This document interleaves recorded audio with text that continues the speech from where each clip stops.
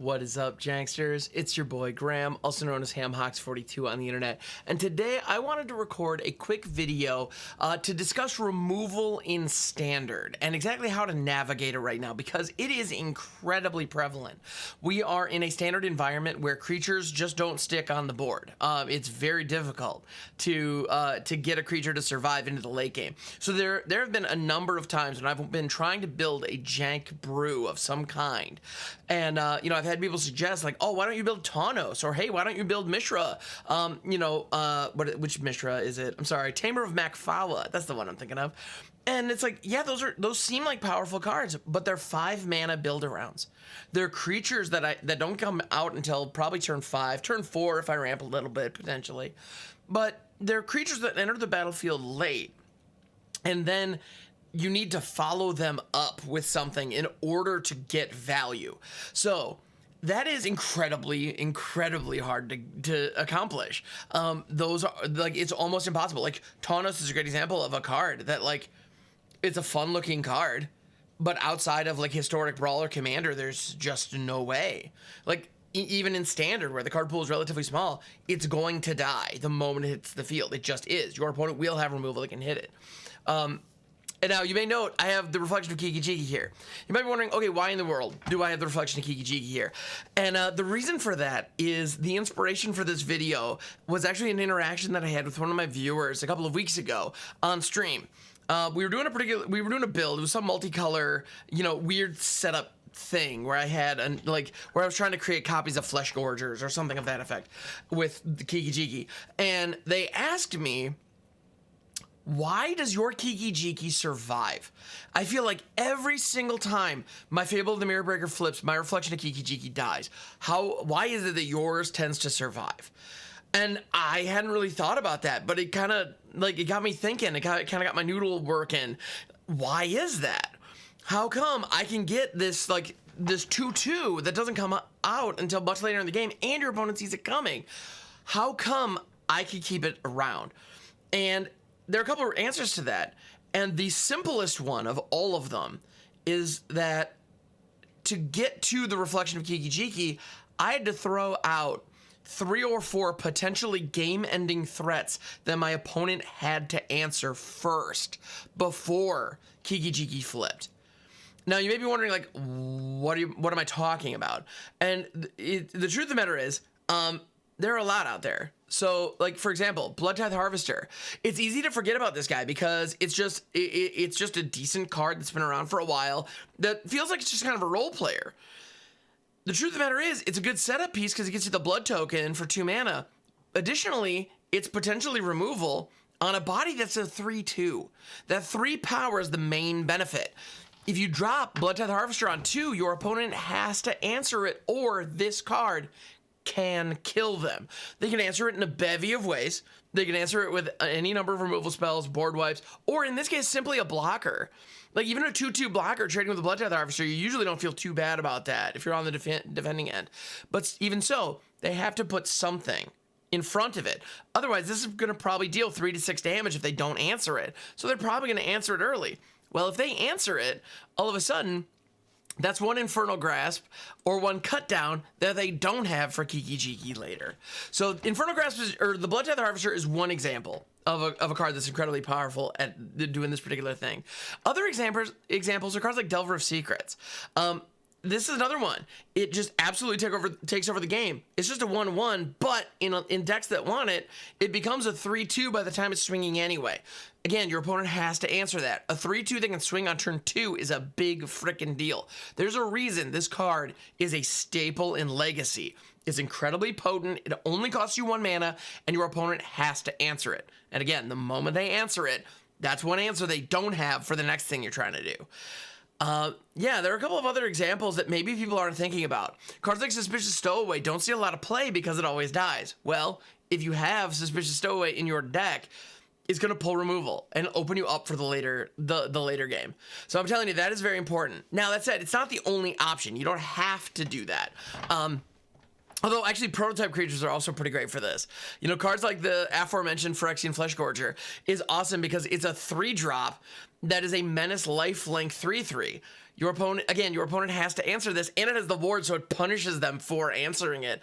But once they do, again, you're stripping them of resources by simply playing this card.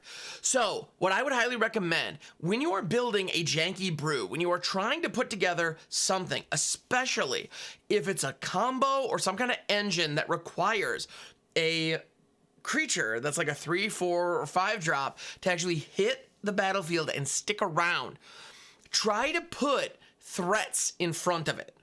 You know, right now, I actually, I have a deck, so stay tuned. I'm probably going to show it off at some point because I'm actually pretty proud of it. That is leveraging Sheoldred and Vesuvan Duplimancy. The whole goal is to get a whole bunch of copies of Sheoldred. Well, the reason I mentioned Suspicious Stowaway specifically is because Stowaway is in that deck, and it pulls a ton of removal. And that particular deck also has the other side of this coin, and that is protection spells.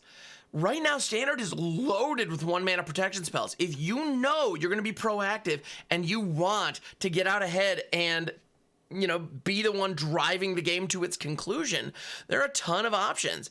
You know, we have cards like Slip Out the Back. We have Tamiyo Safekeeping if you're in green. Although, to be honest, right now, green is in a terrible spot because of all the phenomenal removal. So green is really difficult to play, just straight up. And actually, if you're watching this video, you probably already know that. And I'm sorry, it sucks, but it is what it is, you know? But if you are going to play green, Tamiyo Safekeeping. It shuts down Infernal Grasp, shuts down Cut Down, shuts down a lot. It doesn't it doesn't deal with the sacrifice triggers on Invoke Despair or Liliana, so be aware of that. However, hexproof and indestructible, big frickin' deal. You can do a lot with that, and you gain a little bit of life for your trouble, so nothing wrong with that either. So we have that. We also have Lauren's Escape, which is one that doesn't really see a lot of play right now because it just doesn't really have a home. But if you're trying to build some weird, like, janky combo that happens to have white in it, this is a way to protect either a creature or an artifact. So again, if you're trying to build an engine that requires having a creature or an artifact online, Lauren's Escape actually, as an instant, is not a bad idea. It could help you stay in the game. And you get the Scry, which is just a nice little, that's gravy. Nothing wrong with that. Yeah, so I wanted to talk through it because the truth of the matter is right now, the standard removal suite, especially in black, is absolutely absurd. Infernal Grasp is one of the cheapest, most flexible creature kill spells that has ever existed. And the 2-life is meaningful, but with cards like Sheoldred out there, it's not that big of a deal, really. Let's be honest. You know, we also have Cut Down, which is comparable to Fatal Push, which is arguably one of the strongest, most efficient pieces of removal Wizards has ever printed. So being in that same discussion is nuts. Go for the Throat was recently reprinted in Brothers War. It's one of the few cards in Brothers War that actually sees play. This thing is bonkers crazy. 2 mana, destroy non-artifact creatures. Well, the joke with Go for the Throat in Brothers War was that a ton of great playable creatures in Brothers War are artifacts. So Go for the Throat is less valuable. Okay, interesting. It's an interesting dynamic. Problem is, Go for the Throat is going into standard, and almost none of the artifact creatures from Brothers War are really cracking into the meta in any meaningful way. So as a result, Go for the Throat is basically just Infernal Grasp, but you don't lose life. Like, Infernal Grasp took a backseat to Go for the Throat kind of overnight, which is insane, in my opinion. Like, Infernal Grasp should be just the bomb diggity shiz. And Go for the Throat superseded it. And on top of all that, so here we're talking about some phenomenal cards that are like staple removals in any standard format, and we have all of them. We also have Hero's Downfall in the mix. This card, like, when this was first printed in Theros, it was a rare. If I'm not mistaken, it was like the big daddy removal spell. Being able to destroy any creature or planeswalker with the push of a button for only 3 mana. Holy crap, that's incredible, right? This is unplayable in standard right now. This card is an afterthought. 3 is 50% too much to be paying for this effect. I think that's absolutely nuts.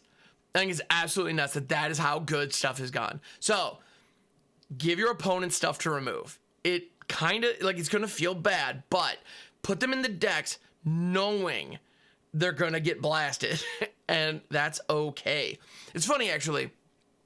One card that I used to use, it has rotated.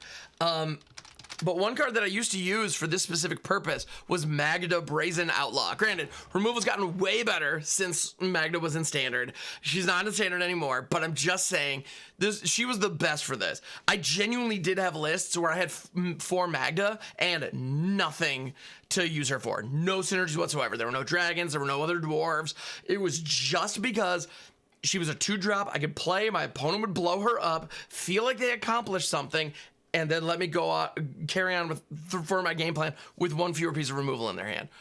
And worst case scenario, she got to attack and I made a treasure token. Woo! You know, like, that's fine too.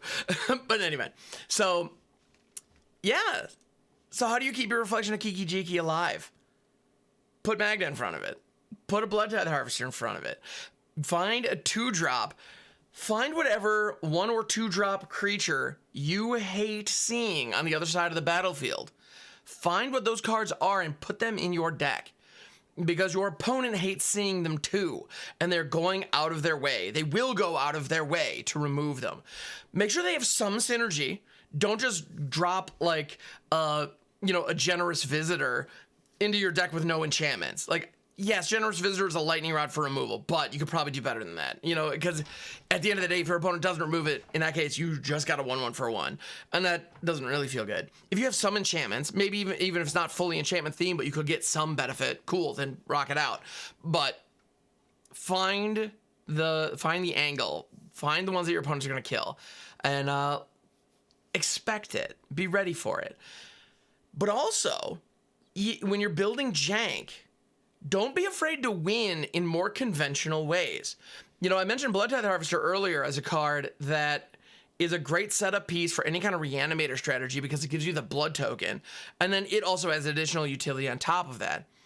Truth is, I've built weird, goofy, jank Reanimator decks that are capable of doing these huge, high-flying combos that are capable of delivering massive blows to my opponent using huge creatures that, come out of nowhere.